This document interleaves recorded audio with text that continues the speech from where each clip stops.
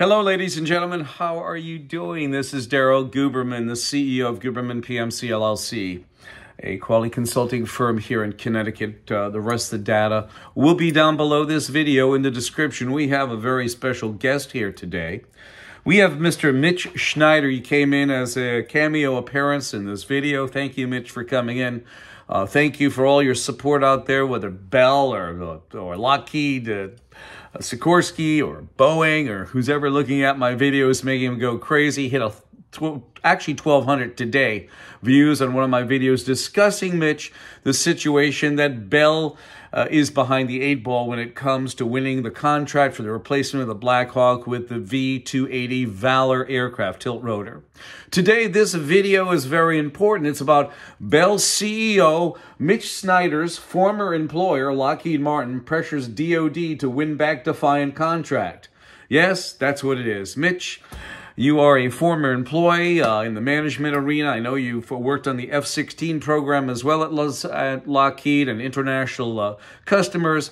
But we want you to sit down and let you know, again, there's a serious issue going on here. And we're going to show you from Lockheed's viewpoint and perspective. I will say this too, Mitch. I've said it in other videos. In 2005, Lockheed Martin won the contract of the VH-1 presidential aircraft. I'm sure you know about it. If you don't, now you do.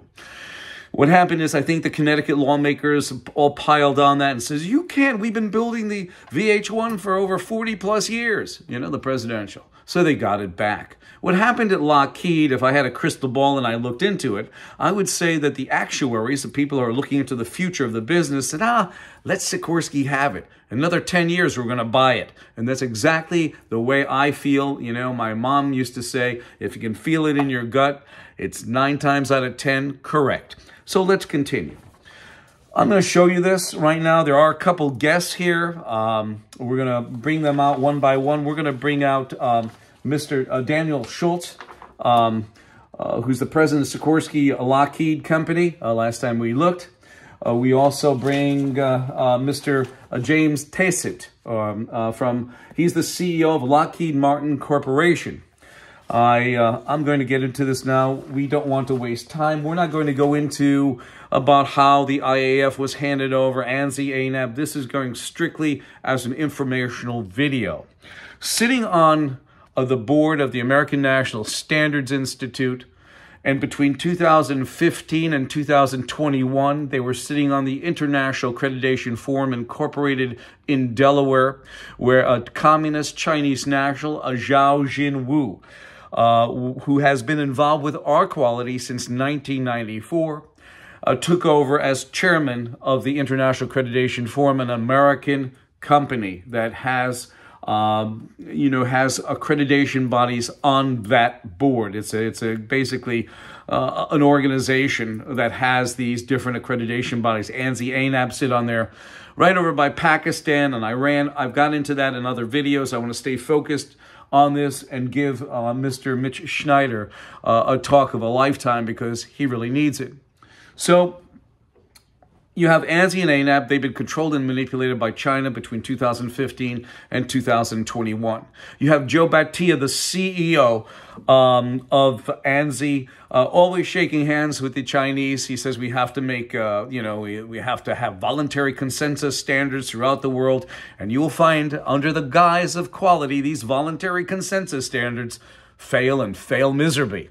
Look at the quality. Look at the quality in Lockheed, for example. Lockheed Martin, who several weeks ago, there was an article that I did a video on. After 800 F-35s being built, Lockheed still has quality issues.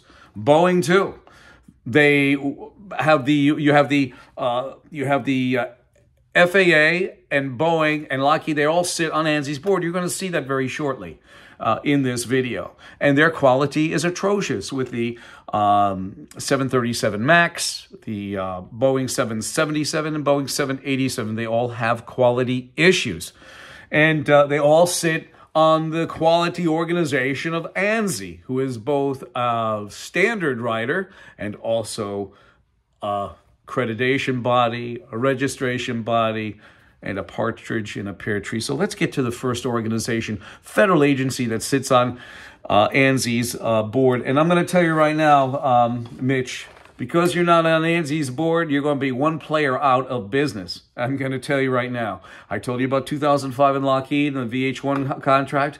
Well, you're looking at the V-280 Valor, and I'll be very surprised if you maintain that contract. And I'm going to show you again why. You have sitting on ANSI's board, you have the FAA, as I told you.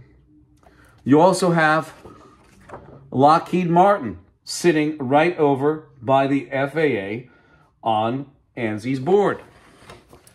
Also, you have United Technologies that, let me just tell you the story again of this. 2009, Lockheed gets hacked by China, taking the F-35. In 2012, a division of United Technologies, Sikorsky Aircraft, gets hacked by China, taking the F-35. I mean, not the F-35, excuse me, the Black Hawk and the T-700 engine. I apologize. In 2015, Lockheed Martin goes to purchase Sikorsky Aircraft for $9 billion. And this was in the Connecticut Mirror. With China's okay, Lockheed Martin to purchase or to close on Sikorsky purchase. But Connecticut lawmakers praise and Lockheed Martin for clearing its last regulatory hurdle. And you have that. You have Rosa DeLauro, Richard Blumenthal, Chris Murphy, Jim Himes praise our #1 military contractor, Lockheed Martin, for working with a communist China, who's mandated to take our data through the China National Intelligence Law, Article number 7. You have those 4 representatives saying how great it was for Lockheed to do it. But we have a very, very special guest. I feel bad for him. Mr. Christopher Wray from the FBI. Here's Chris. And under every deposition that he gives to Congress or Senate concerning whether it was TikTok this time on November 15, 2022, or whether it was just plain old China in general, because TikTok is in China, this is what he'll say. Beating his Chinese manufactured drum, the whole of the Chinese society is a threat to the U.S., and that Americans must step up to defend themselves. Well, you look at him. His clown hat, made in China. His vest, made in China. The badge, it says FBI, made in China. We don't see his flappy feet, you know, those flappy feet, the clown feet, or the bulbous red nose. We don't see that, but those are probably made in China as well. Probably the foam rubber that foam rubber that is made with, or the rubber that it's probably carcinogenic and has some dyes that'll leach into your skin and later on rot your nose off. We also saw the ink issues that McDonald's had years ago concerning the glasses, and the inks that were used and it was manufactured in China had heavy-duty amounts of lead and other toxins. Isn't that nice? Or the toys that you give the children from McDonald's or Burger King and what have you. It's unbelievable. Manufactured in China. So he beats his drum. The problem is with Christopher Wray is that his own organization sits on ANSI. And let me just say this, the American National Standards Institute, every one of the federal agencies that sit on ANSI have gotten their data taken, business owners. So I don't know what drum he's beating. The worst thing is he's the director of the FBI. He can't even direct Rosa DeLauro, Jim Himes, Chris Murphy, or Richard Blumenthal into the path of saying, listen, Lockheed should have never dealt with China, even though China is an international regulator. They're judging our #1 military contractor. Well, it was easy for China to say, go ahead. They raped both companies, 2009 Lockheed Martin, F-35, 2012 United Technologies, Sikorsky Aircraft. On top of that, I showed you Lockheed. And here's another one for Mitch. We have a very special guest. We have Mr. David Calhoun from Boeing in here. Mr. Calhoun is the CEO of Boeing. I think the only thing he knows about aerospace is maybe his martini, his cigar, and going for a golf outing. Because right now, Boeing's quality is not that good. Very poor. They need some, some very good consultants in Boeing to assist them over the hump, so to speak. They were caught fudging documentation. We have that. Yet, Lockheed Martin with their quality issues, Boeing with fudging documentation, their quality issues. How can the government find sense in trying to redo the contract for the Defiant as compared to the V-280 Valor? Wow, unbelievable. And Boeing also sits on ANSI's board. This is where the rubber hits the road, Mitch, and I've got to show you this. The problem with Bell is that they don't have the protection that both Boeing and Lockheed have sitting on ANSI's board, and they also have federal agencies and corporations sitting on ANSI's member roster and board. And Bell is one man out, as they say. So you have a lot going against you in the sense of maintaining that contract. Of course, I showed you the Federal Aviation Administration. Another issue, if they're going to be taking you to court, is sitting on ANSI's board is the Department of Justice, okay? And also, you have not only the Department of Justice, but you also have the U.S. Department of Transportation. They're all covering their bases, Mitch. Do you see that? We have another guest very shortly. We also have the FTC sitting there as well, Federal Trade Commission, that looks into issues of impropriety when it comes to business transactions and what have you. But we have a very special guest. We have Lloyd Austin here, United States Secretary of Defense, and here's his organization sitting right on ANSI's board. Now, I'm going to say this to you, Mitch, as I can say it. In all purposes, I'm looking at that Lockheed will ultimately take that contract away from you. And those old words, if now, then when? That is the question that we must look into. But right now, you have all of these federal agencies that sit right over by Lockheed, right over by Boeing. And this compromises Bell, without a doubt. But the thing about it is that your former employer was Lockheed Martin. So I do hope that the collar and leash do not extend to Lockheed, but extend to Boeing, to Bell for you. That is what I'd like to know. Is that collar and leash, does that little tag around your collar state Bell 100%? Or is there still something calling? I'm sure you still have contacts at your former employer, Lockheed Martin. And now we're going to go with this. Here it is. Again, this is what Boeing and Lockheed has, and you don't have that, Mitch. The final thing is people ask me all the time, Daryl, how do you know that Lockheed was hacked in 2009? How do you know Sikorsky got their data taken in 2012? Well, here is the actual pictures of the copycats here. You have the F-35 over here, and you have the J-31 over here, the Chinese copy. You have the Black Hawk over here, Sikorsky, or Lockheed Sikorsky, and then you have the China Z-20, looks very familiar. The sadness is, though, Mitch, is that when you look at these two aircraft, both the Valor and also the Defiant from Lockheed, Sikorsky, Boeing, and the Valor from Bell. They both of you got your data taken from China because I did a video concerning this. And this technology is old hat now.